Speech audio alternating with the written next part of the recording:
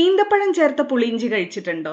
ഞാനും ഇത് ആദ്യമായിട്ടാണ് ഉണ്ടാക്കുന്നത്. കിടിലനാണ് കേട്ടോ. ഈ ഒരു റെസിപ്പി എനിക്ക് തന്നത് എൻ്റെ ഹസ്ബൻഡിന്റെ ചേച്ചിയാണ്. ചേച്ചിയുടെ പേര് സതി മീനാക്ഷി. ചേച്ചിക്ക് ഒരു ബിഗ് താങ്ക് യു പറഞ്ഞുകൊണ്ട് നമുക്ക് വീഡിയോ തുടങ്ങാം. നമസ്തേ, ഞാൻ ധന്യ. ഇത് വെജ് കേരള. എല്ലാവർക്കും വെജ് കേരളയുടെ ഒരു പുതിയ വീഡിയോയിലേക്ക് സ്വാഗതം. വീഡിയോ ഇഷ്ടപ്പെട്ടാൽ ലൈക്കും കമൻറ്റും പിന്നെ ഒരു ഹൈപ്പും കൂടെ തരാൻ മറക്കല്ലേ. ഈ ഒരു റെസിപ്പിക്ക് വേണ്ടി നമുക്ക് വേണ്ടത് 4 കപ്പോളം ടാമറിൻ പൾപ്പ് അല്ലെങ്കിൽ പുളി പിഴിഞ്ഞതാണ്. ഇത് ഞാൻ ഉണ്ടാക്കിയിരിക്കുന്നത് 150 ഗ്രാം വാളൻ പുളി 4 കപ്പ് ചൂടുവെള്ളത്തിൽ ഇട്ട് പിഴിഞ്ഞെടുത്തിട്ടാണ് ഉണ്ടാക്കിയത്. ഇതാ ശ്രദ്ധിച്ചോളൂ, ഇത്രയും ലൂസായിട്ടാണ് വാളൻപുളിയുടെ പൾപ്പ് നമുക്ക് വേണ്ടത്. ഇതിൻ്റെ കൂടെ തന്നെ നമുക്ക് ഈന്തപ്പഴം വേണം ഒരു 15 എണ്ണം. അതിൻ്റെ കുരു കളഞ്ഞതിന് ശേഷം ഓരോ ഈന്തപ്പഴവും 6 മുതൽ 8 പീസ് വരെ ആക്കിയെടുത്തതാണ് ഇത്. ഇത്ര ചെറുതായിട്ടാണ് നമ്മൾ കട്ട് ചെയ്തിരിക്കുന്നത്. ഇഞ്ചി നല്ല പൊടി പൊടിയായി അരിഞ്ഞെടുത്തിട്ടുണ്ട്, ഒരു 1/4 കപ്പ്. ഇനി ഒരു പാൻ മീഡിയം ഫ്ലെയിമിൽ വെക്കാം. അതിലേക്ക് നല്ലെണ്ണയാണ് ഞാൻ ഒഴിച്ചു കൊടുക്കുന്നത്, ഒരു 4-5 ടേബിൾ സ്പൂൺ. സാധാരണ പുളിയിഞ്ചിയിൽ വെളിച്ചെണ്ണയാണ് യൂസ് ചെയ്യാറ്, പക്ഷേ നല്ലെണ്ണ ഉപയോഗിച്ച് കഴിഞ്ഞാൽ കൂടുതൽ കാലം കേടുകൂടാതെ ഇരിക്കും. നല്ലെണ്ണ യൂസ് ചെയ്താൽ പുളിയിഞ്ചിക്ക് നല്ലൊരു രുചിയും വരും. എണ്ണ ചൂടായാൽ ആദ്യം നമ്മൾ കറിവേപ്പില ഒരു തണ്ട് ചേർത്ത് വഴറ്റി കൊടുക്കാം. അതൊന്ന് ക്രിസ്പായി വരുമ്പോൾ ഒരു 5-6 നീളത്തിലുള്ള പച്ചമുളകാണ് ഞാൻ എടുത്തത്, മീഡിയം സ്പൈസി ആയിട്ടുള്ളത്. അത് വട്ടത്തിൽ അരിഞ്ഞ് ചേർക്കുന്നുണ്ട്. കൂടെ തന്നെ ഇഞ്ചി പൊടി പൊടിയായി അരിഞ്ഞത് ഒരു 1/4 കപ്പ് ചേർക്കുന്നുണ്ട്. ഇത് രണ്ടും ചേർത്തിട്ട് നന്നായിട്ട് വഴറ്റി കൊടുക്കാം മീഡിയം ഫ്ലെയിമിലിട്ടിട്ട്.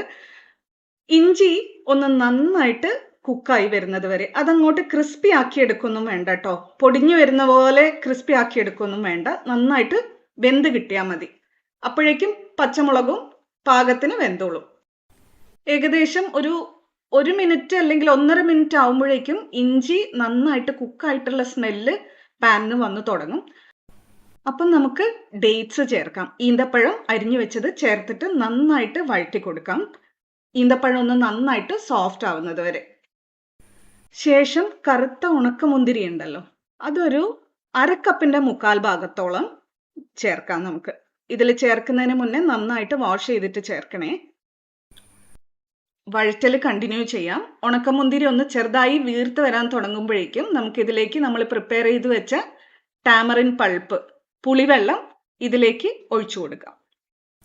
അതിൻ്റെ കൂടെ തന്നെ 1 ടീസ്പൂൺ മഞ്ഞൾപ്പൊടിയും 1.5 ടീസ്പൂൺ ചുമന്ന മുളക് പൊടിയും ചേർക്കാം. 3 വലിയ ആണി ശർക്കരയും കൂടെ നമ്മൾ ഇപ്പം തന്നെ ചേർക്കുന്നു. വേണമെങ്കിൽ മധുരം പിന്നീട് അഡ്ജസ്റ്റ് ചെയ്യാം. നന്നായിട്ടൊന്ന് മിക്സ് ചെയ്ത് കൊടുത്തതിന് ശേഷം തീയ് മീഡിയത്തിലേക്ക് വെക്കാം. എന്നിട്ട് അടച്ച് വെച്ച് കുക്ക് ചെയ്യാൻ പോവുകയാണ് ഒരു 3-4 മിനിറ്റ് നേരം. അപ്പോഴേക്കും ശർക്കരയും ഉരുകും, പുളിയും മറ്റ് ഇൻഗ്രീഡിയൻസ് എല്ലാം നല്ലോണം വേവുകയും ചെയ്യും. ഇതിനൊരു നല്ല ബ്രൗൺ കളർ കിട്ടുകയും ചെയ്യും. ഇത് കണ്ടോ, നല്ലൊരു ബ്രൗൺ നിറത്തിലായി കിട്ടിയിട്ടുണ്ട്. ശർക്കരയൊക്കെ ഉരുകിയിട്ടുണ്ട്, ഇതൊന്ന് കുറുകി കിട്ടിയിട്ടും ഉണ്ട്. ഇനി നമുക്ക് ഇതിലേക്ക് പാകത്തിന് ഉപ്പ് ചേർത്ത് കൊടുക്കാം. ഞാനിവിടെ കല്ലുപ്പാണ് ചേർക്കുന്നത്, ഏകദേശം ഒരു 2.5 ടീസ്പൂൺ വരുവേ. ഉപ്പിൻ്റെ കൂടെ തന്നെ നമുക്ക് വറുത്ത് പൊടിച്ച ഉലുവ ഒരു 1/4 ടീസ്പൂൺ ചേർക്കാം. കായത്തിൻ്റെ പൊടി 1/4 ടീസ്പൂൺ ചേർക്കാം. നന്നായിട്ടൊന്ന് മിക്സ് ചെയ്ത് കൊടുത്തതിന് ശേഷം 1 മിനിറ്റും കൂടെ നമുക്കൊന്ന് ഇത് തിളപ്പിച്ചെടുക്കുകയും ചെയ്യാം. ശേഷം നമുക്കിത് അടുപ്പത്തുനിന്ന് മാറ്റി വയ്ക്കാം. ഇനി നമുക്കിതിലേക്ക് താളിച്ചൊഴിക്കാം. അതിനുവേണ്ടി താളിക്കാൻ പാകത്തിനുള്ള ഒരു പാത്രം മീഡിയം ഫ്ലെയിമിൽ വെച്ചിട്ടുണ്ട്. അതിലേക്ക് 2 ടേബിൾ സ്പൂൺ നല്ലെണ്ണ ഒഴിച്ചു കൊടുത്തിട്ടുണ്ട്. നല്ലെണ്ണ ഒന്ന് ചൂടായിട്ട് വരുമ്പോൾ അതിലേക്ക് 1.5 ടീസ്പൂൺ കടുക് ചേർത്ത് കൊടുക്കാം. കടുക് ഒന്ന് പൊട്ടി വരുമ്പോൾ ഒരു 6 മുതൽ 8 ചെറിയ വറ്റൽമുളക് എടുത്തിട്ടുണ്ട് ഞാൻ. ഒരു 2 തണ്ട് കറിവേപ്പിലയും ചേർത്ത് ഒരു 5-8 സെക്കൻഡിന് നേരം മാത്രം ഒന്ന് ഇളക്കി കൊടുത്തതിന് ശേഷം നേരെ നമുക്കിത് കറിയിലേക്ക് ചേർക്കാം. ഒന്ന് ഇളക്കി കൊടുത്തു കഴിഞ്ഞാൽ നമ്മുടെ ഈന്തപ്പഴം ചേർത്ത പുളിയിഞ്ചി റെഡിയാണ്. കിടിലനാണെന്ന് ഞാൻ വെറുതെ പറഞ്ഞതല്ല കേട്ടോ, ശരിക്കും അസാധ്യ രുചിയാണ്. ഇത്തവണത്തെ ഓണത്തിന് ഒന്ന് ട്രൈ ചെയ്ത് നോക്കൂ കേട്ടോ. എന്നിട്ട് ഫീഡ്ബാക്ക് എനിക്ക് കമൻറ്റ് സെക്ഷനിൽ തരൂ. അപ്പോൾ എല്ലാവർക്കും ഹൃദയം നിറഞ്ഞ ഓണാശംസകൾ. Thank you for watching. Dhanya from veg Kerala.